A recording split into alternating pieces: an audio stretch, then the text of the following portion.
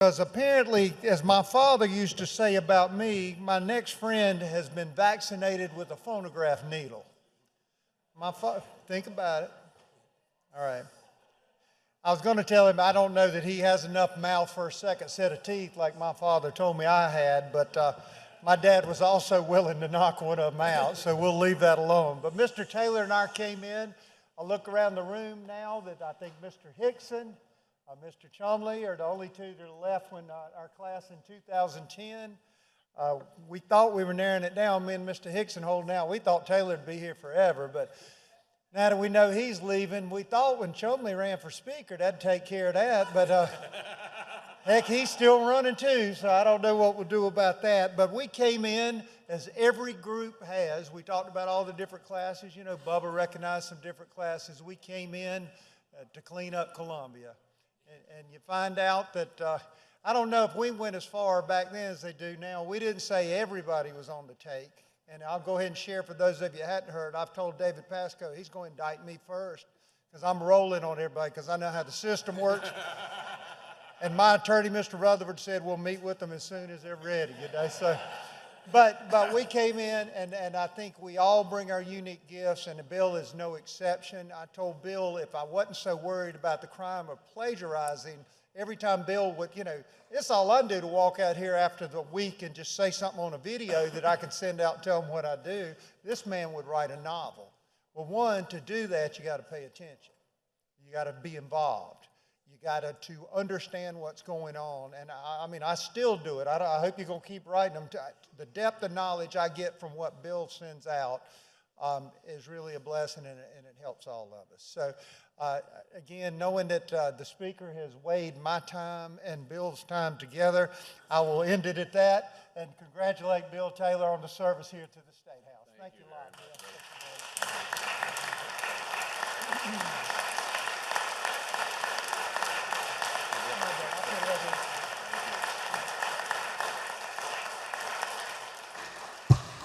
All right, Mr. Taylor is recognized, and I want you to remember, Mr. Taylor, the text you sent me during the reading clerk's remarks.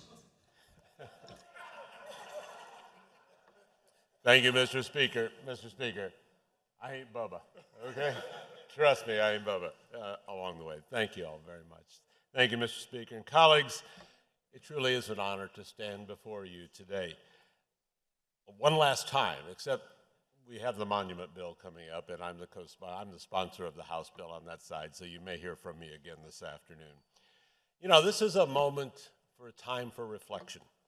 I've listened to many farewell speeches over the last 16 years.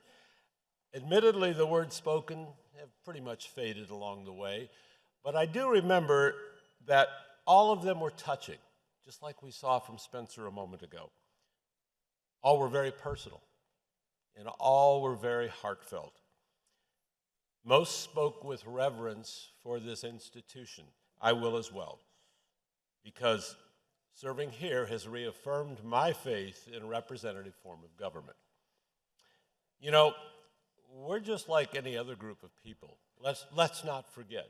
And I always use the demonstration that any group of people is like a bell-shaped curve, like the IQ, right? 60%, when you grade them out, are in the middle. I'm in the middle. 20% are exceptional. 20% ain't so good, okay? And we're always defined by maybe the ain't so good part of all of that. Politics gets a bad rap. Some of it's justified.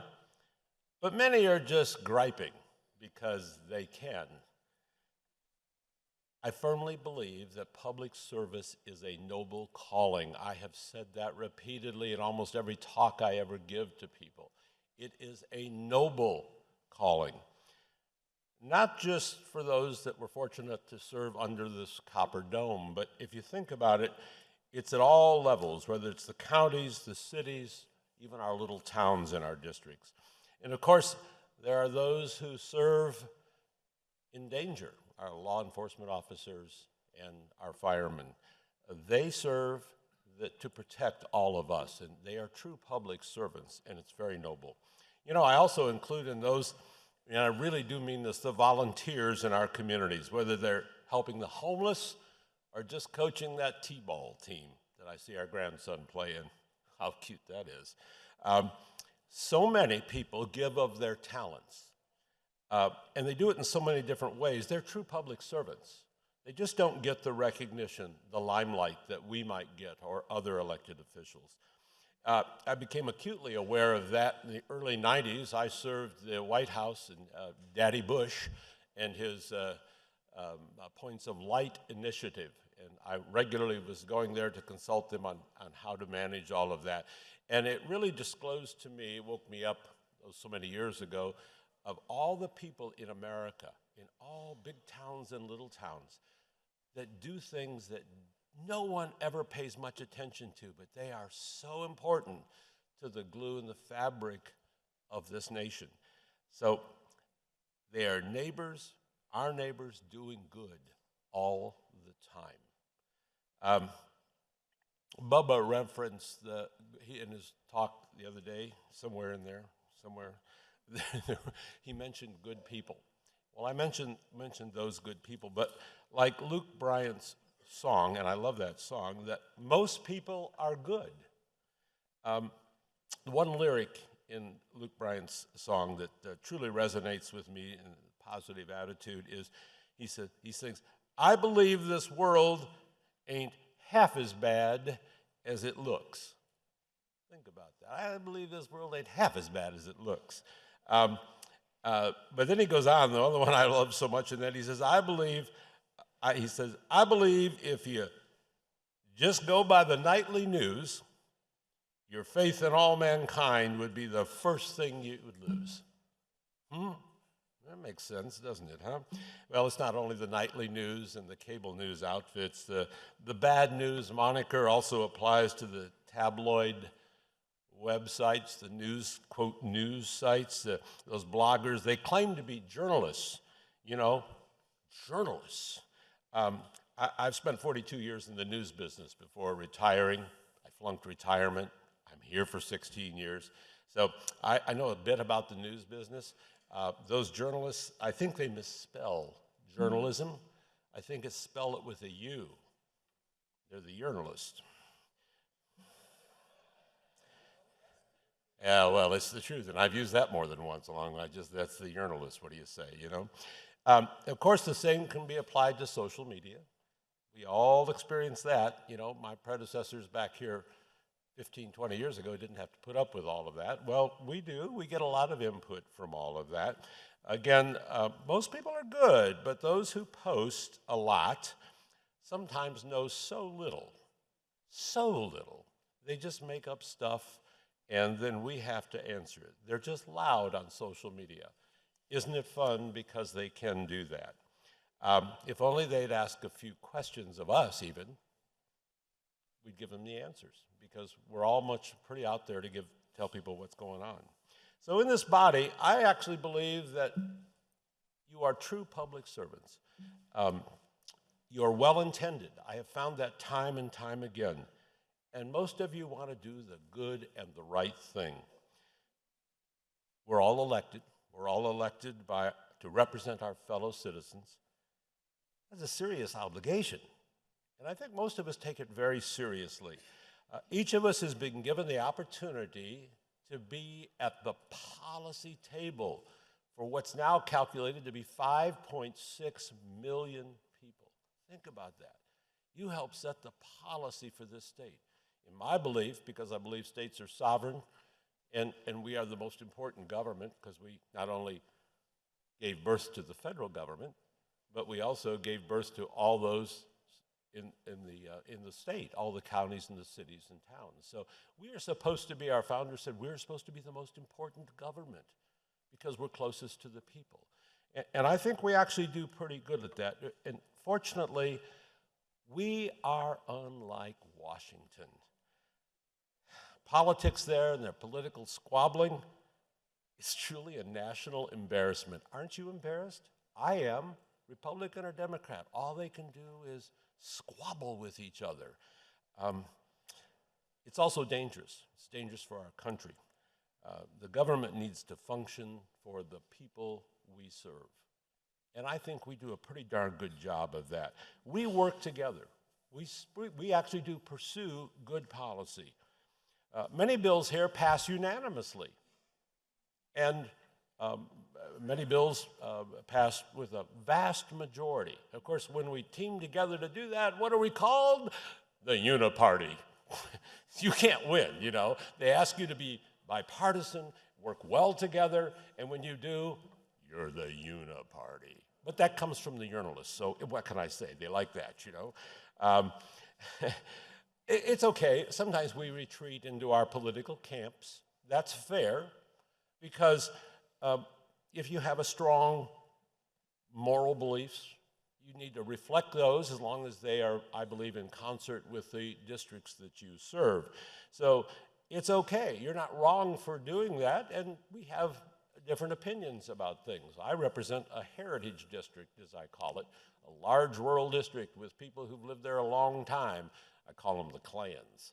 Never talk ill of anybody because that's somebody's cousin. Really? You know, you learn that really fast, don't you? What I don't respect is the few who work hard to turn this institution into a drama-filled political theater. It's selfish grandstanding. Do better. How can you bash your colleagues on social media and then come in here and expect to work with them and get their support for legislation that you would like to get? So just wise up. Don't do it. Work with others. Build a consensus. Yes, compromise. Ooh, compromise, because absolutists insisting on your way end up getting nothing. We all know the reality in a representative form of government. The legislative process is the art of securing as much good policy as possible at that given time. And if it isn't good enough, come back and try it again another time, incremental growth on that. You know, some years ago, I asked leadership a critical question. I was asked by leadership a critical question. They said, Bill, what is it you want? Yeah, that's a dangerous question, you know, because I realized the answer could set the stage for the rest of my time here. And my response was, not a dang thing. Oh, what a nice response. I loved it at the moment. It just blurted it out, and later I went, oh, I'm so glad I said it that way. Because I found my sweet spot was serving here, right where I am. I didn't need to get to the Senate or Congress or any other place. This is right here. I wanted to stay here. So I said, I serve, and this is going to hurt, I serve with a lot of my colleagues that have ambition flashing like a neon sign on their forehead, okay? You know who you are. And I said, I just didn't want to be one of those people. So I said, what I'm interested in is policy. I want my policy to move forward. And then I turned it quickly to make a pitch for, and I want this, this, and this, and I want you to back me on that, because I thought that was the opportunity for all of that. So I would also encourage you as you go through this process, as if you've been here a while, if you're new to this, perseverance is important. Patience is also important. Most of the things I ever got passed here were mostly 8 years it took. So term limits, I'd have gotten nothing done if you'd have kicked me out at 8 years, you know, but yeah, it takes time here, as you know. We are a bit slow about stuff. And maybe that's okay, because things get better with age, I guess. Maybe they do, maybe they don't. You know, at the outset, I said this is a time for reflection and my personal reflection. So I have many memories in this chamber. And I'm just going to remind you of one. Most of you weren't here when this happened, so it'll be new to you. But I was here at the well presenting a bill. At the time, I think I was chairman of the House Higher Education Subcommittee, and I was up here doing a number of bills. And Mr. Rutherford stood up, and I suffered from his withering attack on whatever bill it was. You know, holy mackerel, is he good? Huh? Is he good? He honestly was just, you know, and I must admit, at the very moment, I could feel the perspiration going. I could feel the sweat in my neck, the pits, the whole works, you know. And you know, I tell you that humor is the best policy. So he was just about right where he is right now, just at me, going at me, Mr. Taylor, can you? And I finally said, Mr. Rutherford, I don't believe you know, and do you know, that I am the only, and I'm looking right at you when I say this again, sir, 10 years later or better, that I am the only person in this body that is licensed by the federal government to dispense hot air. I have a commercial hot air balloon license, and I was an instructor. So, sir, you are doing it illegally. Much laughter, and I pivoted and walked away. I got out of it, man. It was good. It was really a great one for me. He remembers it, don't you, huh? Yeah, thank you very much. Another reflection. 25 years ago, we figured it out. We got here as fast as we could. South Carolina is a jewel. So my wife and I were driving in. Moving van had come over from Texas. We'd been in Dallas area, Fort Worth for so many years. As we crossed the Savannah River, we were in two separate cars. I had a dog. We had stuff we were bringing. You know how it goes, following each other. As we crossed the Savannah River from Augusta into Aiken County, there was rain ahead of us and a huge double rainbow. And we couldn't get to the phones fast enough to call each other on our old cell phones back in that day. And I said, you see it? She said, I see it. And we both said, it's an omen. You know, a double rainbow. It's one of much good luck and good fortune ahead of us. It's a symbol of hope and new beginnings. In our house, we call it a God wink. We often do things and we look at each other and we go, that was a God wink. Tap, tap, pay attention. And we've been very blessed. Thank you, Lord. Thank you. Thank you, Lord, for that double rainbow. Thank you for allowing us to be here, serve here. We found paradise in Aiken County in South Carolina, and we absolutely love the people, and love this state. So I'm most grateful for my family, as each of you are. Spencer talked about her family a moment ago. My wife, Donna, we've been married 55 years.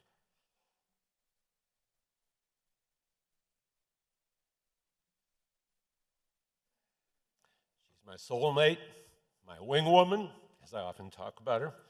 She's a great counsel to me politically because she's smarter than me. Go figure.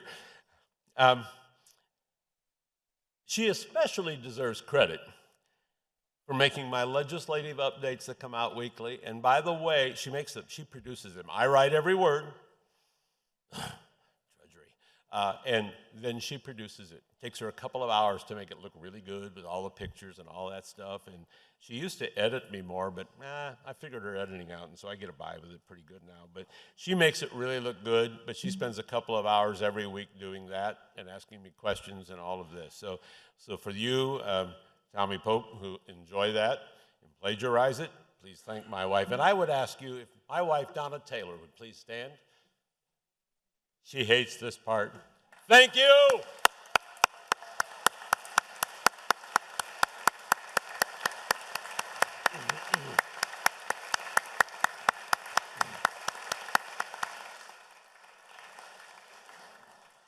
Not all members of my family could be here today because they have busy lives just like everybody else, you know. So our daughter Casey and her husband Bill Lenz live over in the Chesterfield area. Richie Yao is their representative, and they are out working today and doing stuff and traveling around the country and all of that. Casey's daughter Avery is over at USC, and she's a freshman, and she's taking a final test today. So didn't ask her to break that and come over here. But joining me in the balcony, if they would stand, is my son Ryan Taylor. Ryan, thank you. And my daughter, thank you. And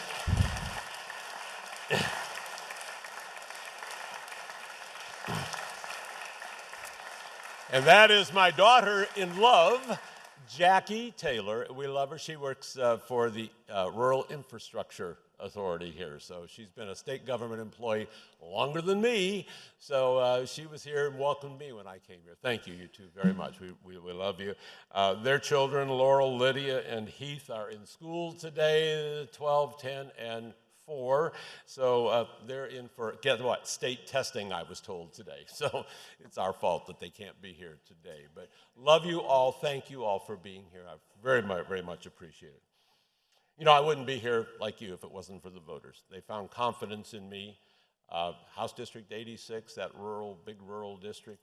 I was a new guy coming around. They didn't know me, but I knocked on doors for 5 months. I did all the things that y'all know you have to do in retail politics. And actually, I love retail politics, so it's kind of fun. You just got to be available and do it. So in 2010, I ran against an incumbent, and you know, the likelihood of that is incumbents about 90% that they're going to get reelected, maybe even more. In this case, as Bobby Harold said to me when he called me, he said, "You give him an ass whooping." I went, "Yes, sir, I did." It was really fun. So I beat the incumbent, good man, but it was time. And so here's the part you'll hate. So 8 terms, 16 years, I've never had an opponent in a primary or a general election. Eat your heart out. Now, thanks to you, Democrats running against everybody this year, I escaped just in time because I said, "Whew, thank you. I got out of this just before y'all threw one at me, you know." Now, I might tell you he wouldn't win, but that's all right.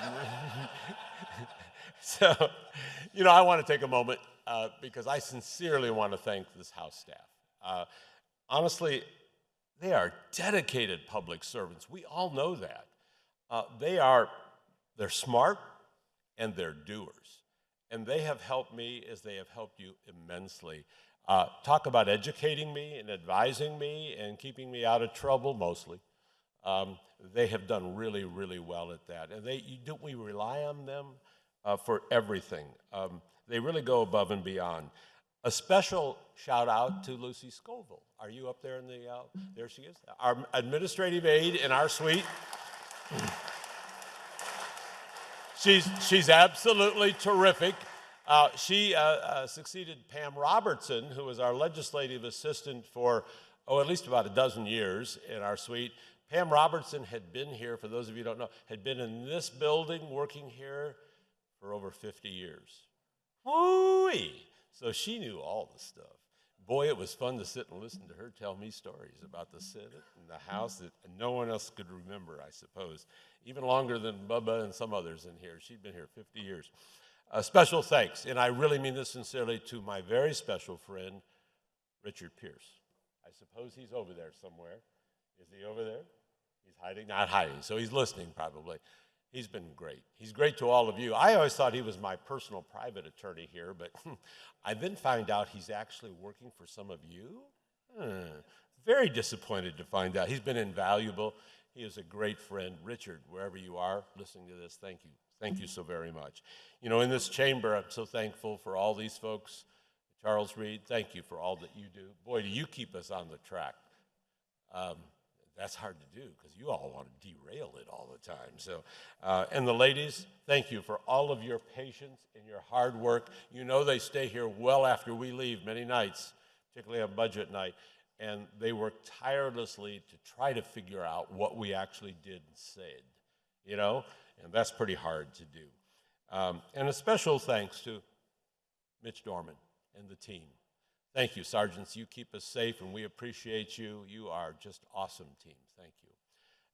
And this very special shout-out to the Aiken delegations. Team Aiken, Mr. Clyburn back there. I have to tell you, he was mad at me when I said I was going to retire, because I helped talk him back into coming back. So he wasn't happy with me, because we're good friends. And I have a special gift for you a little bit later, not in front of everybody. Thank you. Team Aiken. I appreciate you all.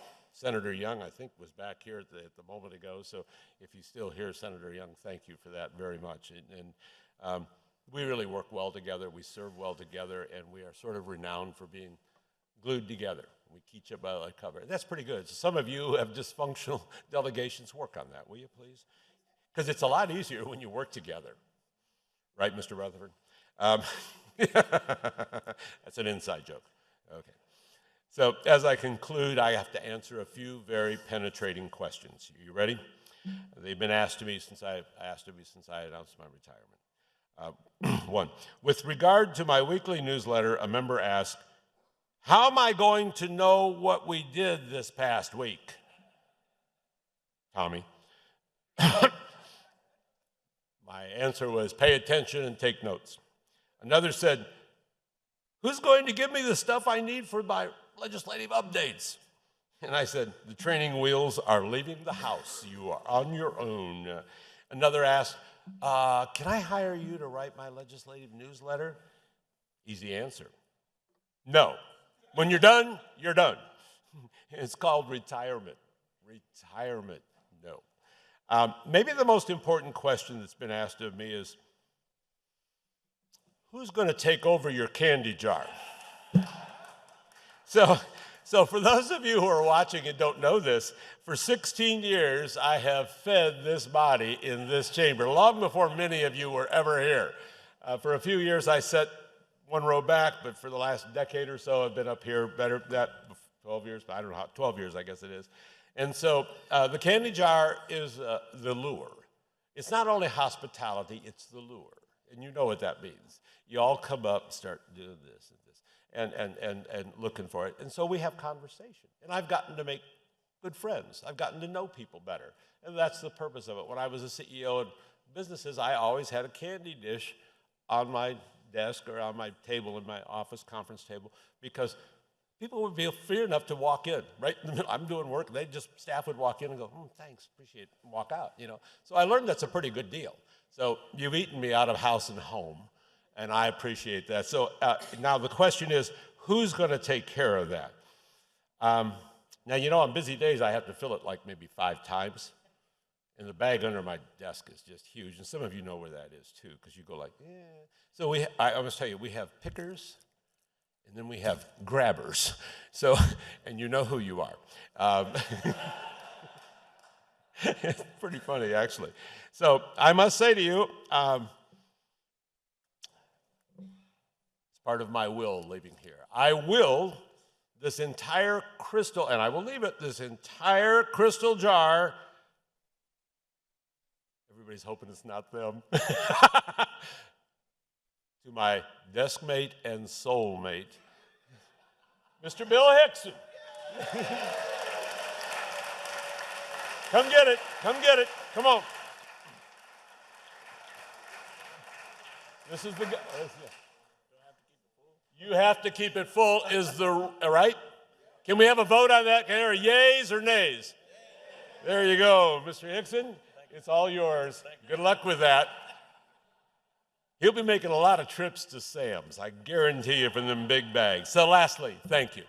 Thank you to each of you, and I mean that sincerely. Thank you for your service. It's well underappreciated, isn't it? We know that. But we don't get here for attaboys because you ain't going to get them. You're going to get a kick in the rump is what you're going to get from some people, not only here but elsewhere, even your constituents. But thank you. Thank you for your service. You have become my friends and your colleagues, and I will surely miss you. People say, what are you going to miss? And I say, almost all of it. But, you know, sometimes you got to say it's time, because the people that don't get to give a speech like this are the ones that get beaten in elections. So you can choose. Choose it on your own or let someone else choose it for you. And don't go out with a toe tag. It's just not a good look. So this may be my last moment at the well to say farewell. I'll still be here for the next few weeks, and I still serve until November, of course. But I have to warn you, the monument bill's coming up, and I may be up here again, so who knows? This may not be my final farewell, but all of that. These 16 years have been really the pinnacle of my life. I spent 42 years in the television news business. I loved every moment of that. I thought that was just a sterling thing until I discovered this.